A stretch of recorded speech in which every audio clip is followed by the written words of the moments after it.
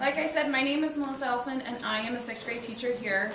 And I previously worked at a charter school in Brooklyn Park, where they were all about teaching all these character traits. And in theory, it was great. It was a great idea. I was totally on board. And once I got there, it kind of fell short because all of a sudden there was behaviors, there were bus issues, there were where do these kids go at what time issues kind of thing. And so it was kind of a letdown for me. And then I moved to Hopkins, and all of a sudden I get this new buzzword of culturally responsive teaching. And we had Shiraki Hawley come in and talk to us, and we had his team come out and observe our teaching. And in the back of my mind, it just kind of stuck like, this is for right now, and then, you know, next month we're going to have something new. And I was completely wrong. Culturally responsive teaching is Hopkins and what we do here. And it does not matter what school you're in. Glen Lake, Meadowbrook, I have the experience in those. Everywhere in Hopkins, this is what we do. So I thought I would take some time tonight to kind of tell you guys what is culturally responsive teaching and why do we do it here. So in Hopkins, we VABB, and VABB stands for validating, affirming, building, and bridging. And so what I want you guys to be able to get out of the presentation today is understanding that culture impacts learning, and get some ideas of how the teachers here take that into account when we are planning. Know what VABB means, which you guys all do now, validate, affirm, build, and bridge. And then be able to tell you why VABBing is so important and what do we do here at Hopkins that VABBs our students. So what is culturally responsive teaching? Shiraki Hawley is kind of the main guy behind all of this. He came a few years ago and talked to Hopkins at our beginning year teacher meeting kickoff kind of thing. And out of his book, he says, culturally responsive teaching is a strategic and purposeful way of teaching based on the validation and affirmation of students. The key word in there is purposeful. Every single thing that the teachers do has a purpose for why we're doing it. And the purpose could be it's fun. The purpose could be the kids need to get up and move. The purpose is I want my kids to work with different people than their friends. That does not matter as long as there is a purpose behind what you're doing. So some of the strategies that we use highlight music, language, movement, and social interactions. Basically breaking it down, we have school culture and we have home culture. School culture tends to be very traditional. There is a right, there is a wrong. When you have a question, when you have something to say, you raise your hand and you wait until you have been called on to speak. You are in your chair unless you're asked to move. Different, things like that where you see like the movies of the old school houses and all the kids are, in unison. That's the school culture. And we're starting to realize that that's not how kids learn. And they are going off to their homes where they have things like the competitiveness, whether your family is like a strict scheduled family or kind of a we'll get there when we get there family. And all these things are playing into the kids, and then we're coming back here and expecting every single one of them to perform the exact same way. And it's not useful to some kids, So this is a great video if you are still confused. So what you're going to see in here is what we like to call code switching. And this is what we ask kids to do when they go from their home culture to their school culture. Rita, do I need to hook up a sound one? Do you have a plug-in? You need a plug-in. Sorry, guys. It's got a little thingy, a little pointy thing, and it goes inside my computer. That part I didn't find. Okay. Well, I can turn my volume all the way up and we can get what we can get. So that should do it. It's a small room. Okay.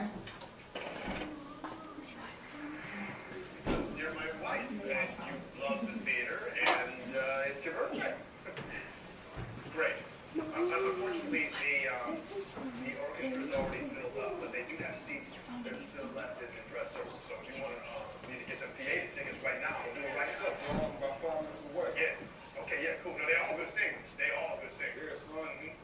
Nah, man, I'm telling you, man, I'm about to cross the street. No, they got that one dude in it that you love, man. He gonna be in it. Yeah. Come on, Man, man. you know I'm almost there, all right? Right now, I'm gonna pick your ass up at 6:30 then. Cool. All right. Yeah. The parking's free. So they got that Oh on my my God, Christian, I almost totally just got mugged right now. So as you can see, he had his home culture, the way that he talks to his wife, and then he had his separate culture, where all of a sudden his friend showed up, and he needed to be that tough guy, cool guy, and the code switching takes a lot of effort.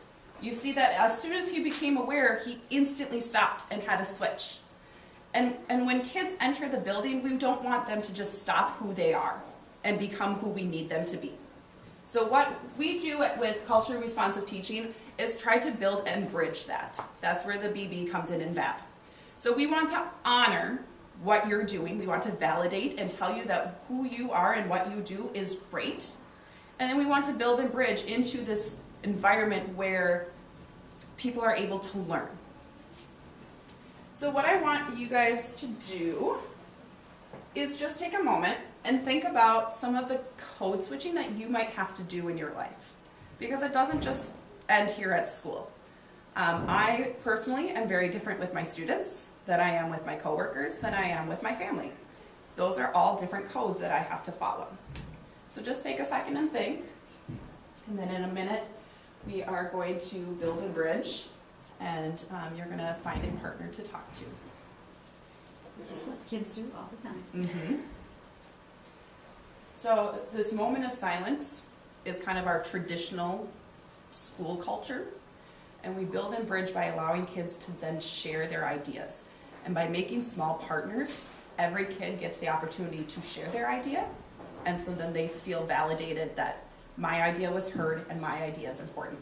So if you just turn to somebody at your table, let them know some of the codes that you switch into today. Can you think of anything right away? Hello. Obviously, we're not the same people when we go to work versus when we are, you know, and it's not just the cultural part, but also the language part, religion part. So there's some other things that play within that role reversing.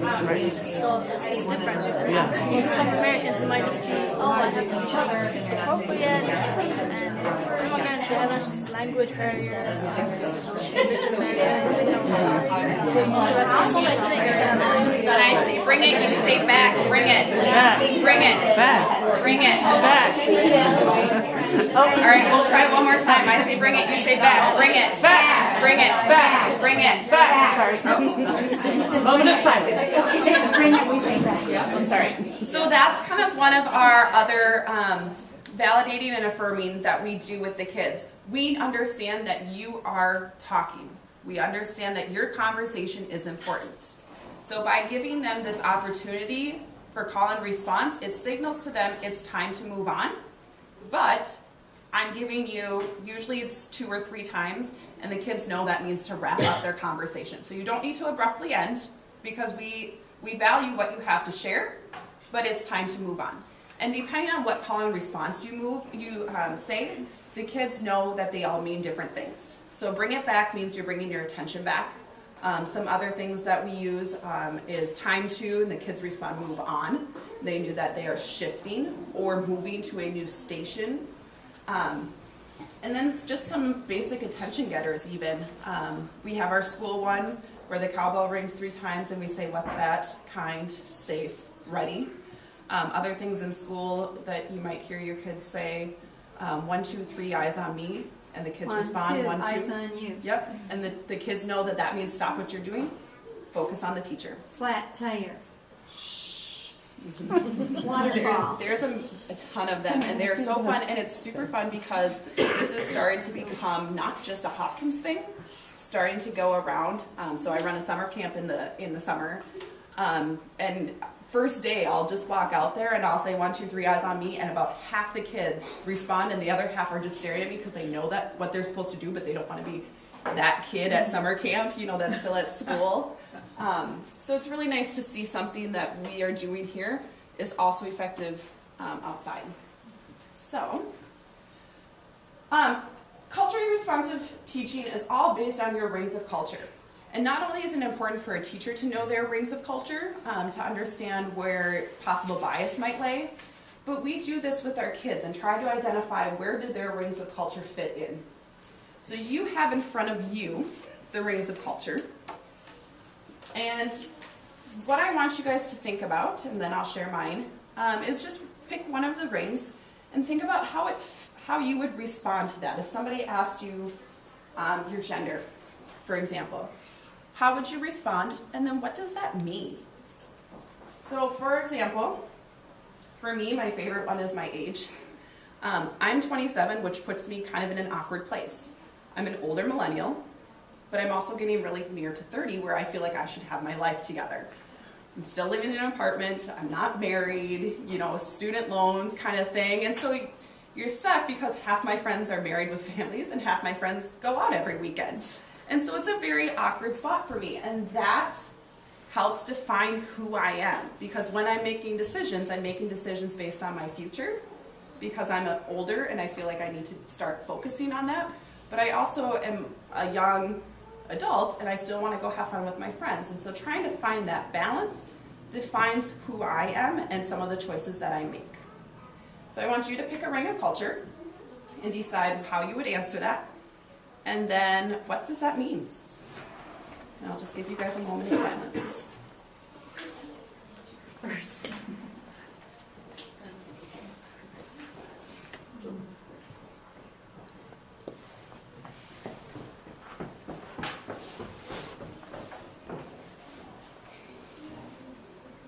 Another one of our VABBing things. Do I have a volunteer to raise a righteous hand and be courageous and share with us something that they thought about with their rings of culture?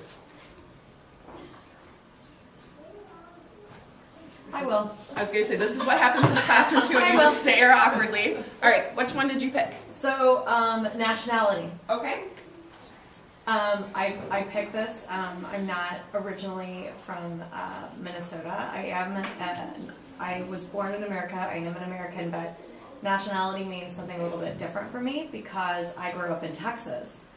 And I grew up with a family of long line of Texans who are not the stereotype of a Texan person. And so I had a certain part of my childhood and my youth. I've lived all over the country starting at a very young age. I went out of state for school, but I have deep familial roots to being a Texan.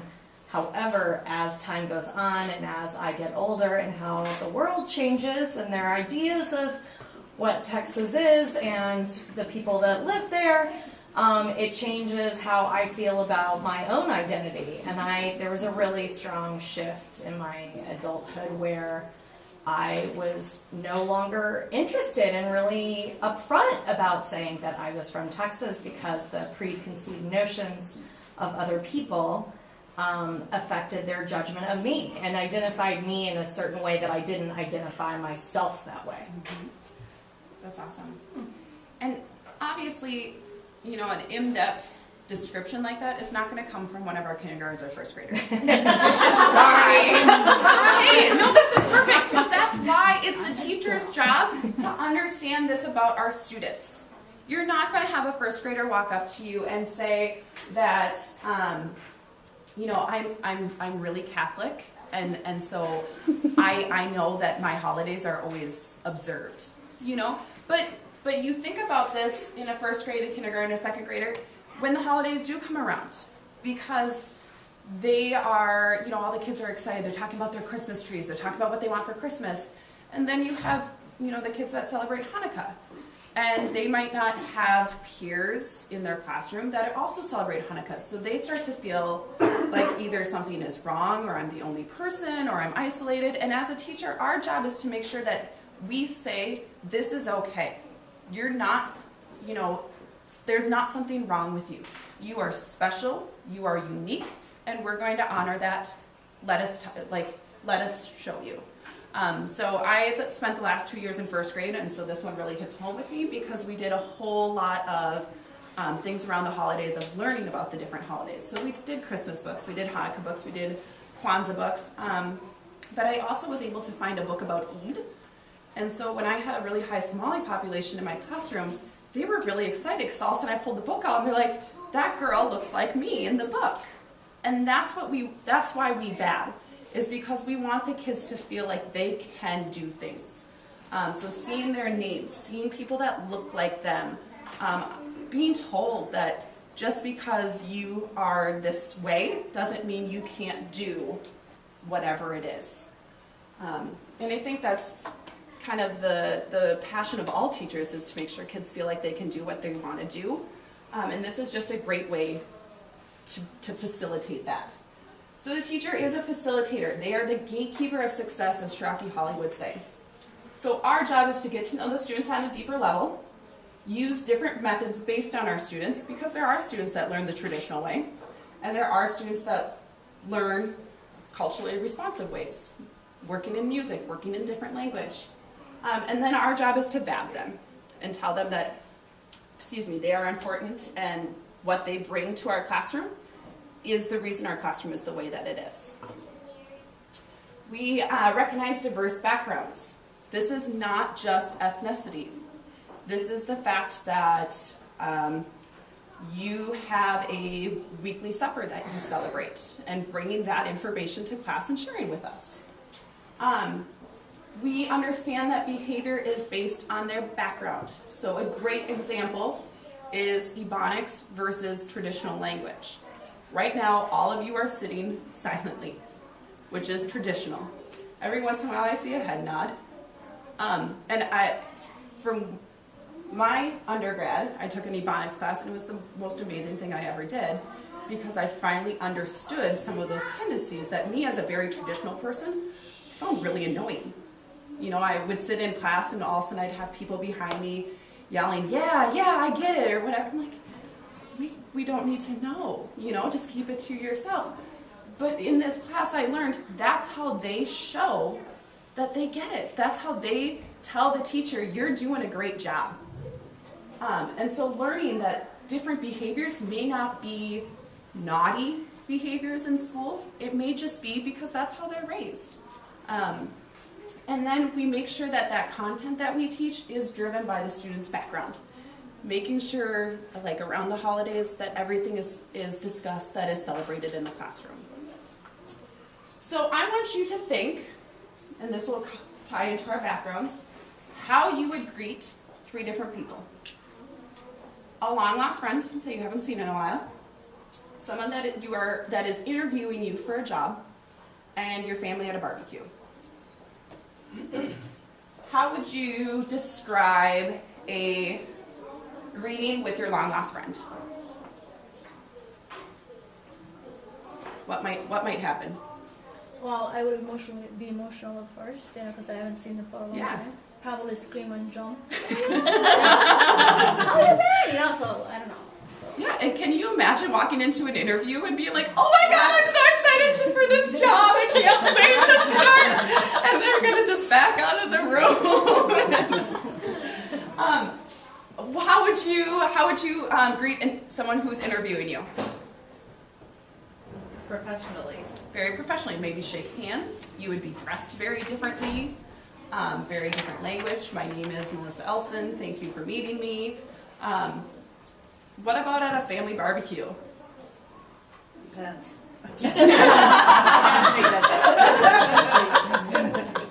At least for myself, I don't feel like I need to walk over. If I see my grandma over there, I'm going to be like, hey, and then I'll make my way over there when I'm done here. There's not that priority. Maybe with my grandma. But if it's my cousin, then it's like, I'll get you later. It varies a little bit by family too. It totally does. By culture. By culture. Yes. On my side, like, we have our daughter make a beeline for the oldest, and greet them and greet basically in order. Mm-hmm. Whereas when we go to my wife's side of the family, they do it, but it's not like a beeline. Yeah, it's usually grandma. gets Unless it's candy. And So it is you greet from oldest to youngest, and you don't do anything else until everyone has gotten that kind of greet. Yeah. It's interesting. Yeah. Absolutely, and so we want to honor that as teachers, and in the classroom, let the students know, like, it's okay. If you need to come to me and say good morning before you can go start all your stuff, I'll make that happen. That's something easy for me. And so what we really do here at Hopkins that maybe you guys don't recognize because you're not in our rooms with us all the time is that we do really take these things into consideration when we are doing lesson planning, when we're deciding what are those little extra activities that we do with the extra 10 minutes that we have. How do we structure our lessons? So here are some Meadowbrook examples of how we recognize diverse backgrounds. So we have the student presentations at assemblies, which Rita talked about. Student work is displayed all over the school. This is the, now I'm going to butcher it, 3rd or 4th grade culture project? 4th grade. 4th grade? All right. In 6th grade, we have students write poems at the beginning of the year, so talking about who they are, following kind of a template of like words to describe you, who's your family, what you like to do, things like that. And then we have books all over in our library that show these diverse backgrounds. So this one in particular talks about all different kinds of families that you could be in. And the kids see that, I don't have a mom and dad, I have grandma and grandpa. In this book, you find a character that has grandma and grandpa that you can relate to. So then it helps the students feel, like I said before, like there isn't something different. Like they're still part of the community, even though they aren't the traditional family that everybody else may be. We also teach to student needs. So we don't just react to what's happening, we try to anticipate what could happen, and then we react to it with our teaching. So for example, the youth culture, which is a lot of the students in this school, they're very egocentric, they're very sociocentric, they have a dynamic attention span, they like to do multiple things, they like their things now, and they are very spontaneous. And none of this should be a shock to you guys because you deal with them just as long as we do. So knowing these things about our kids, we try to plan our lessons in order to hit these things and value these things. When I teach a math lesson, I will lecture for maybe 10 minutes, and then you go do something with a partner. It gets that sociocentric, it gets that multitasking, because they're taking what they're learning and they're immediately going and putting it in. And then as they're working, I work around and kind of guide them and move them on. And then we come back and we do it again. And we keep breaking it up that way so that they're not just sitting. You have some of that sitting, listening, and I always tell them when they start to get wiggly, you know that I've got like 2 minutes left and you get to move wherever, you get to talk to whoever. And you can see that the students really respond well to that based on scores, based on their behavior, and not just having to sit there and stare at me, because I know that sometimes that can get boring. So in Meadowbrook, what we got, we have some examples of use of technology. So these kids are playing a Kahoot, which is a game where you can hit the answers to the question that comes up on the board. We have things like flexible seating, which you guys have done a wonderful job funding, giving the students choice of where they sit and how they sit. Whether they move, whether they stand, whether it is a beanbag and a pillow. And then we have activities where the students learn from each other. So give one, get one is when you go up to a partner and you give them a question and they answer it, they give you a question and you answer it, and then you switch. We also like to teach the multiple intelligences. So in traditional schools, if you don't learn by raising your hand and memorizing and writing down, you're not going to succeed. You're going to very slowly start to fade out. You're going to become a behavior issue. You're going to feel that the teacher doesn't understand you. Where at schools at VABB, you have options. So you've seen a few of these where we have done raising hands in here. We've done turn-in talks. For the sake of time, we have not done whip around, but it gives everybody a second to just share their response, and so everybody feels validated. They get to share. And it really helps with the students feeling that you're getting rid of their immediacy. They know that their answer gets to be shared, but then they also get to share their answer, because how many times, and I'm sure that you guys can even remember in school, you have your hand up, you have the best answer ever for the question, and the teacher's like, okay, moving on. You know, and you're like, oh, I had a good answer for that one, or I had a good story to share. And so by giving these different discussion options and protocols to respond, the students don't feel that every day. They feel like what they're doing in school is important. In Meadowbrook, what we have is we have different learning choices. So it really works well in 6th grade. The younger grades, it's a little bit harder, but show me how you know. Whether that is you decide you want to take a test, whether you want to do a project, whether you want to make a poster, show me how you know it. And then they have a choice to show me the way that works best for them. Graffiti work allows kids to write all over a piece of paper and answer a question. We also do this with graffiti walls. So my graffiti wall at the beginning of the year was, what would you do if you knew you couldn't fail? And the kids just got to write, or they could draw. But it gets them their responses, but more anonymously. So they don't feel the pressure of having to stand up in front of everyone and share. And then we also have gallery walks where kids will do work and then they walk around the room and see how other people did the work, which is always followed by a discussion of what did you see, what was different than your work, what was the same as your work. And a lot of times the kids will say, you know, so-and-so's work was different than mine. Can you explain it to me because I don't understand what you did? And then all of a sudden now they have 2 strategies.